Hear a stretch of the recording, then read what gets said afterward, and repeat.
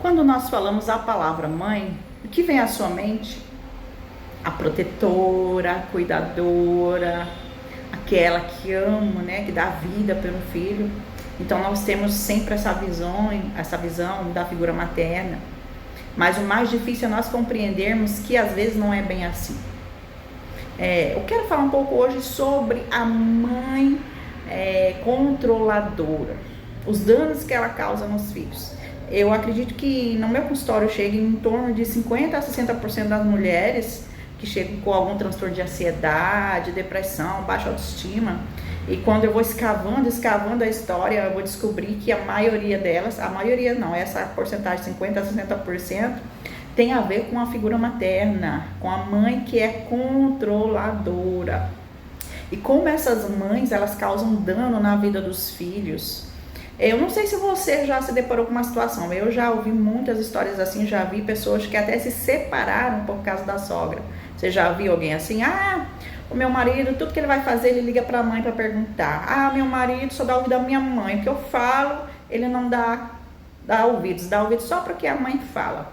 Pois é, quando você vai ver esse tipo de comportamento, você vai compreendendo, se você começar a analisar e estudar a história da família, você vai ver que é uma extremamente controladora.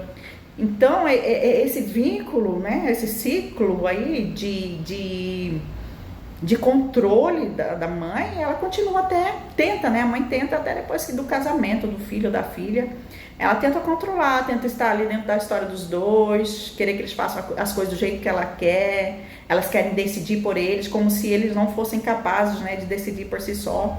E os filhos, muitas vezes, eles estão tão envolvidos nesse ciclo, porque foi criado assim desde pequeno, que para ele é normal, ele não compreendeu ainda o que está acontecendo, né? E termina às vezes atrapalhando o casamento e às vezes até se separando. E essas mulheres chegam a um ponto que não aguenta mais, esse homem, tudo é mãe, tudo ele vai pedir pra mãe dele, tudo ele pergunta, não dá ouvido, e papai chega num ponto que a mulher não aguenta mais e separa. E você vai ver a história, são mães controladoras. Essas mães, elas criam os filhos para ficarem com elas o resto da vida. É bem assim, elas não querem que ele se case, muitas delas, às vezes, chegam no nível de não deixar o filho trabalhar fora, de não deixar o filho crescer na vida, porque ela quer sempre estar no controle, e que ele esteja na dependência dela.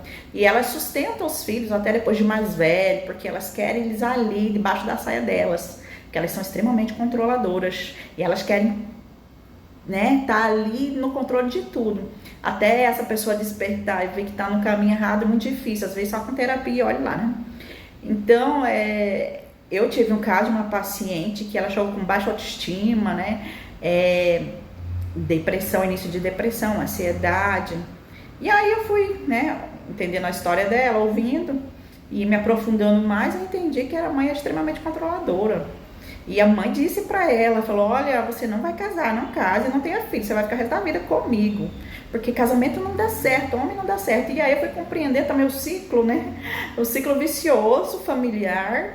E aí eu fui escavando, e o que ela me disse? Que a mãe também tinha arrumado um marido, tinha um marido que era o pai dela, e o marido simplesmente foi embora sem falar nada. E aí, com certeza, ela criou um trauma de homem, né, da figura masculina, nunca mais casou. E sempre dizia pra filha, não case porque o homem não presta, o homem não vale nada, vai te abandonar. Então ela já começou ali a mostrar pra filha que a figura masculina era ruim.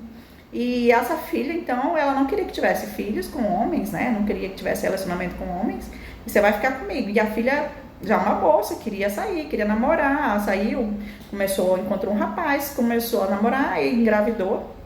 E aí ela infernizou tanto o namorado dessa moça que ele terminou abandonando a namorada com o filho.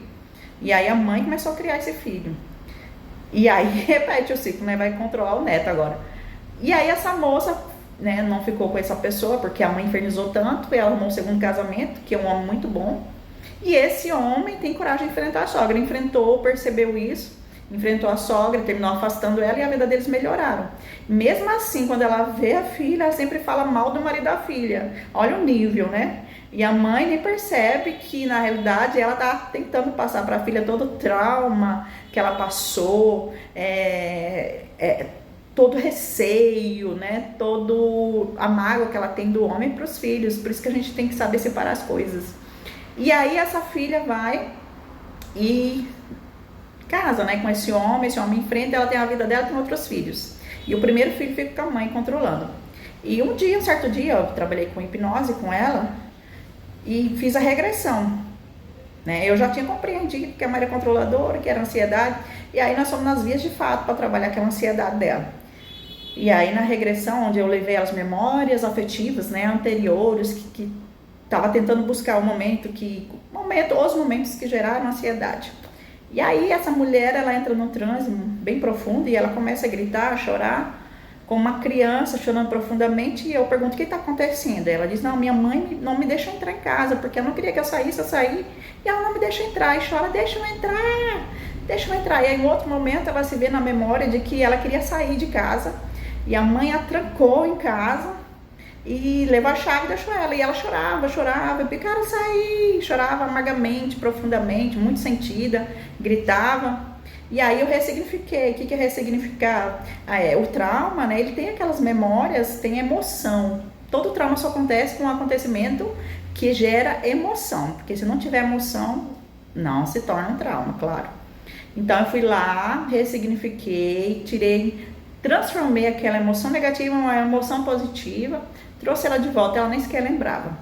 Mas enfim, então eu compreendi os momentos que geraram nela ansiedade, porque não foi só um momento, né? Foi toda a criação de prisão, de não deixar aquela moça evoluir, né? Tem mulheres que chegam para mim e dizem: eu não sei quem eu sou, não sei quem eu sou. Então elas têm um vazio existencial, um eu que não se desenvolve, porque a mãe toma a frente de tudo, não deixa aquela filha ter a sua própria autonomia.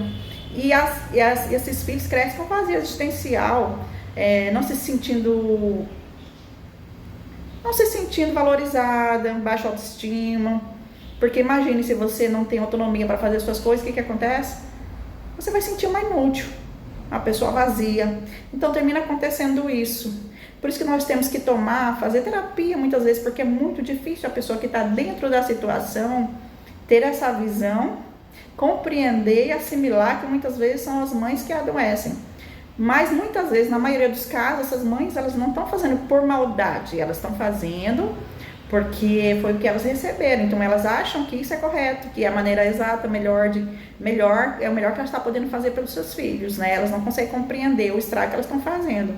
Exceto quando é uma narcisista, né? Que a narcisista, ela realmente faz por maldade, né? Mas então, gente, os danos são muito grandes.